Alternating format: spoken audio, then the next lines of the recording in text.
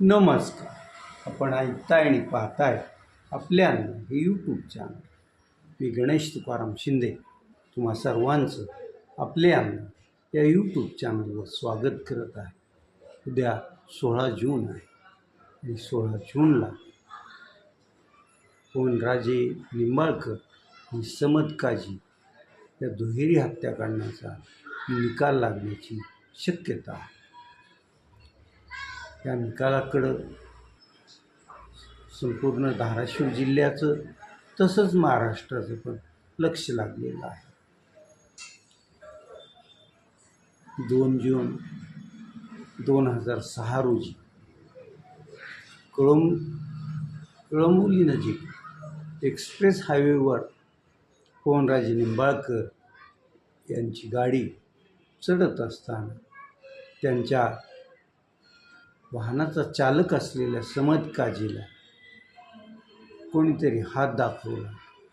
तो गृहस्थ कदाचित पवनराजे निंबाळकर यांचा ओळखीचा असावा, म्हणून समद काजीनं गाडी थांबवली आणि क्षणातच शार्प शूटरने पवनराजे यांच्यावर 2 गोळ्या झाडल्या. त्यातील एक गोळी वर्मी लागली आणि ते तिथेच मृत्यू पावले. समद काजी यानं आपल्याला पाहिलं आहे. तो आपली ओळख पोलिसांसमोर सांगेल आणि तसं होऊ नये म्हणून शार्प शूटरने समद काजीलाही गोळ्या घातल्या आणि त्याचीही हत्या केली. या हत्येचा प्रारंभी महाराष्ट्र पोलिसांनी तपास हाती घेतला होता. महाराष्ट्राच्या CIDकडं तत्कालीन राज्य सरकारनं तपासाची सूत्रं दिली होती, परंतु तो तपास म्हणावं त्या वेगानं आणि योग्य त्या दिशेनं होत नव्हता अशी शंका दिवंगत पवनराजे निंबाळकर यांच्या पत्नी आनंदीदेवी पवनराजे निंबाळकर यांना जाणवू लागली आणि त्यामुळं त्यांनी थेट मुंबई हायकोर्टात धाव घेतली. मुंबई हायकोर्टात धाव घेऊन त्यांनी या हत्याकांडाचा तपास राज्य पोलीस योग्य तऱ्हेनं करत नाही असं म्हणणं मांडत या हत्याकांडाचा तपास CBIकडे द्यावा अशी मागणी केली आणि उच्च न्यायालयानं आनंदीदेवी राजे निंबाळकर यांचं म्हणणं मान्य केलं आणि तपास CBIकडे सोपवण्यात आला. CBIचे ऋषी सिंग आणि इतर अधिकाऱ्यांनी जेव्हा तपासाला सुरुवात केली त्यावेळी अनेक या हत्येमागील वेगवेगळे पदर उघडत गेले आणि एक पदर थेट तत्कालीन धाराशिव लोकसभा मतदारसंघाचे खासदार, राज्याचे माजी मंत्री डॉक्टर पद्मसिंह बाजीराव पाटील यांच्यापर्यंत ते पोचले.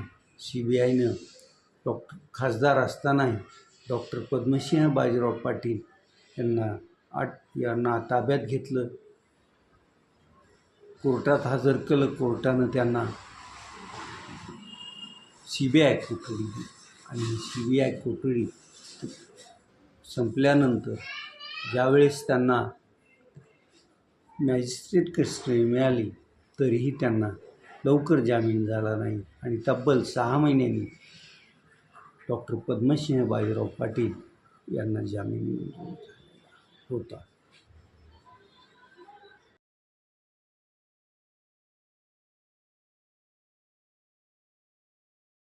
घटनास्थळ हे रायगड जिल्ह्यात येत होतं आणि त्यामुळंच सुरुवातीला रायगड जिल्ह्याचं मुख्यालय असणाऱ्या अलिबाग येथे हा खटला तेथील न्यायालयात सुरू झाला. परंतु अलिबाग हे तसं धाराशिवकरांना अडवळणाचं असेल आणि त्यातल्या त्या साक्षीदारावर दबाव आणणं, त्यांना धमकावणं असं करणं आरोपी त्यांना शक्य होतं. म्हणून परत आनंदीदेवी राजे निंबाळकर यांनी हा खटला अलिबाग सत्र न्यायालयात न चालवता तो मुंबईत हलवावा अशी मागणी हायकोर्टात, आणि ही मागणी त्यांची मान्य झाली. आणि मग काही खटल्याची सुनावणी सुरू झाल्यानंतर काही वर्षांनी पवनराजे निंबाळकर आणि समद काजीच्या हत्येचा हा खटला मुंबई येथील जिल्हा कोर्टात विशेष न्यायालयात सुरू. आज खटला सुरू झाला, त्याच्यावर तारीख पे तारीख पडत गेली. त्याला तब्बल 14 वर्ष झाली आहे. तर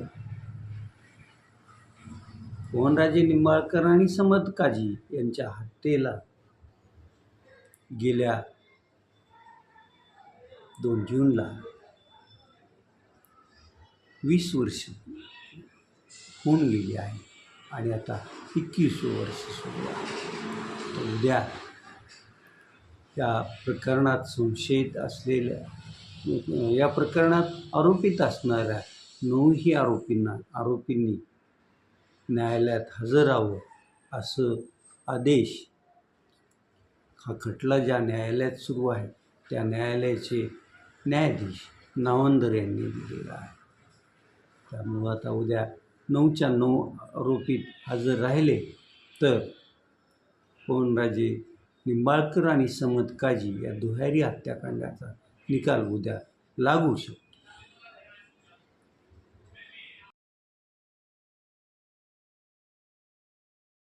तसं पवनराजे यांना संपवायचं किंवा त्यांचा खून करणार अशा धमक्या डॉक्टर पद्मसिंह बाजीराव पाटील देत होते, अशा आशयाचं निवेदन दस्तूरखुद पवनराजे उर्फ भूपालसिंह संताजीराव राजे निंबाळकर यांनी 2003मध्येच जिल्हाधिकारी आणि जिल्हाप्रमुखांना दिलेलं होतं. त्यानंतर मग 2004ची विधानसभा निवडणूक झाली. त्या विधानसभा निवडणुकीत अवघ्या 487 मतांच्या आसपास मतांनी पवनराजे यांचा पराभव झाला होता. त्या 2004च्या विधानसभा निवडणुकीत राष्ट्रवादी पक्षाचे उमेदवार असलेल्या डॉक्टर पद्मसिंह बाजीराव पाटील यांना प्रचार करताना नाकी नऊ आले होते आणि म्हणूनच त्यांच्या पाठीराख्यांनी मिरज सांगलीमधून प्रकाशित होणारं जागृत जनप्रवास या नावाचं दैनिकात टेबल न्यूज केली. ती म्हणजे डॉक्टर पद्मसिंह बाजीराव पाटील यांना पवनराजेंचा पाठिंबा, आणि ही बातमी पहिल्या पानावर छापली गेली. या जागृत जनप्रवासचे गठ्ठेच्या गठ्ठे कधी नव्हे ते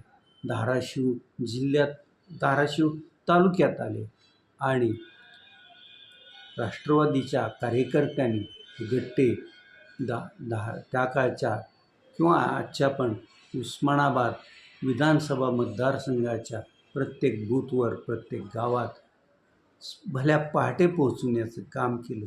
साहजिकच त्यामुळं पवनराजेंच्या मागे खंबीरपणे उभा राहणारे काही मतदारात चलबिचल नक्कीच झाली आणि हे जागृत जन प्रवास वृत्तपत्र हे पण पवनराजेंच्या हत्येचं एक कारण असू शकतं असं अनेकांचं म्हणणं आहे. न्यायालयात डॉक्टर पद्मसिंह बाजीराव पाटील यांची ॲडव्होकेट भूषण महाडिक हे बाजू मांडत असून या खटल्याला आपला जो लेखी जबाब डॉक्टर पद्मसिंह बाजीराव पाटील यांनी सादर केलेला आहे तो तब्बल 1250 पानांचा आहे. आणि त्यात या खटल्यात मला या हत्येच्या प्रकरणात मनात गुंतविण्यात आल्याचं त्यांचं म्हणणं आहे. तर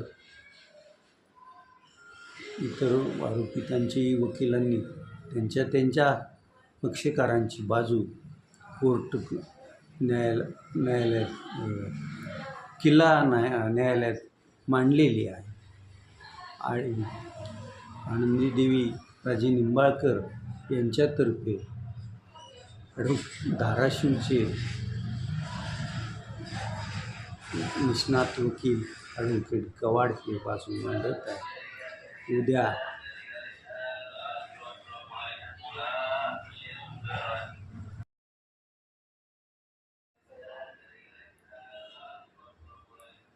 कैलासवासी पवनराजे निंबाळकर यांच्या पत्नी श्रीमती आनंदीदेवी पवनराजे निंबाळकर यांनी या गुन्ह्यात जे 9 आरोपी आहेत त्यांना मृत्यूदंड व्हावा अशी अपेक्षा व्यक्त केली आहे. तर खासदार पवनराजे यांचे पुत्र धाराशिव लोकसभा मतदारसंघाचे विद्यमान खासदार ओमप्रकाश भोपालसिंह उर्फ पवनराजे निंबाळकर यांनीही न्यायदेवता योग्य न्याय देईल आणि आम्हाला या प्रकरणात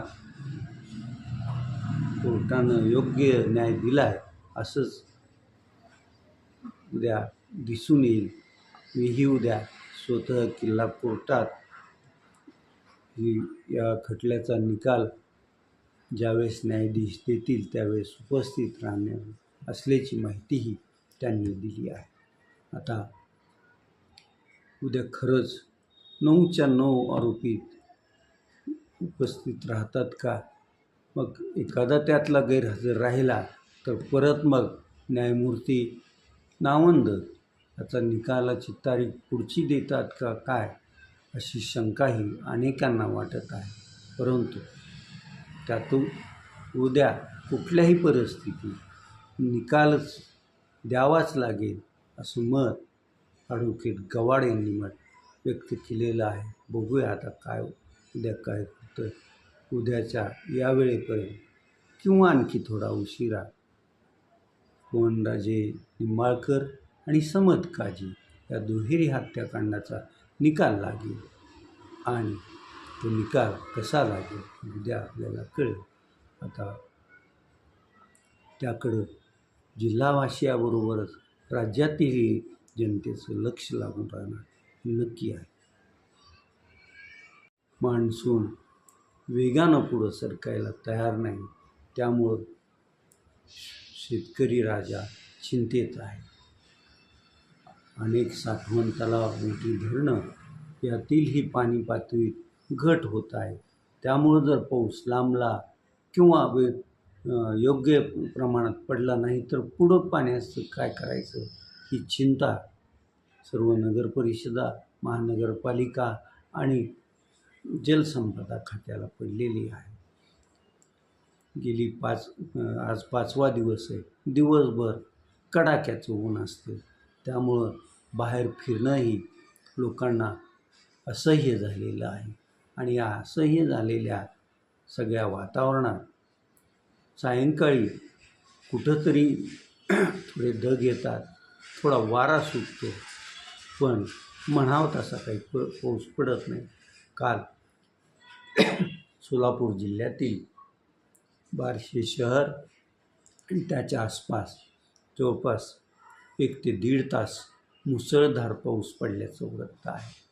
असा कुठं पाऊस पडतोय असं समोर येत आहे. परंतु खऱ्या अर्थानं नेमका यावर्षीचा मान्सूनचा पाऊस कधी सुरू होणार हे योग्य अभ्यास करून सर्व हवामान अभ्यासक, हवामान तज्ज्ञ आणि हवामान विभागानं पण सांगितलं पाहिजे. आता इथंच थांबूया. तुम्ही आपल्या यूट्यूब चॅनल सबस्क्राईब करा, लाईक करा आणि कमेंट्स पण. धन्यवाद.